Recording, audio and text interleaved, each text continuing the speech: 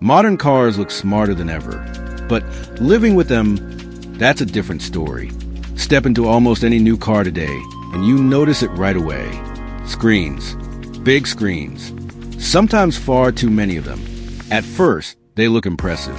Clean, modern, high-tech. But after a short drive, something starts to feel off. So how did car interiors end up like this?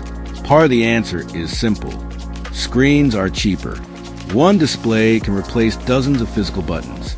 Fewer parts, lower costs, easier production. From a manufacturer's point of view, it makes sense. But money isn't the whole picture. The biggest influence comes from China, the largest car market in the world. Chinese buyers strongly prefer smartphone-style interiors, large displays, smart systems, voice control, AI everywhere. Volkswagen's boss in China even said customers want AI first. Fully connected vehicles with smart cockpits. And when a market that big wants something, the entire industry listens. The problem is, not everyone wanted this. In Europe, drivers prefer physical buttons. They want controls they can feel, without taking their eyes off the road. Still, screens took over, even in European cars. Eventually, reality caught up.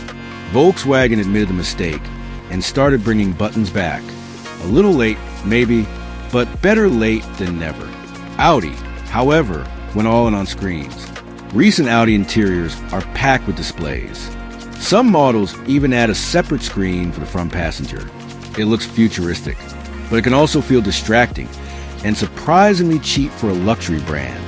Now, Audi seems ready to rethink that direction. Speaking with Top Gear, Audi's chief creative officer, Massimo Frisella, said what many drivers have been thinking for years. Big screens are not the best experience. It's technology just for the sake of technology. That says a lot. Audi's Concept C shows a different mindset.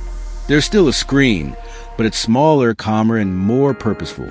It can even fold away when it's not needed. More importantly, the focus returns to what once made Audi interior special. Materials you can feel, metal switches, buttons with weight and precision. Audi fans know this feeling, that famous Audi click. It's not nostalgia, it's quality. Frisella believes the future isn't about removing technology, it's about balance. Digital where it helps, physical where it matters. And this way of thinking isn't new at Audi. Other executives have admitted that interior quality used to be better, and that the brand is working to get back there. Meanwhile, Mercedes is taking a very different path. For Mercedes, bigger screens mean progress.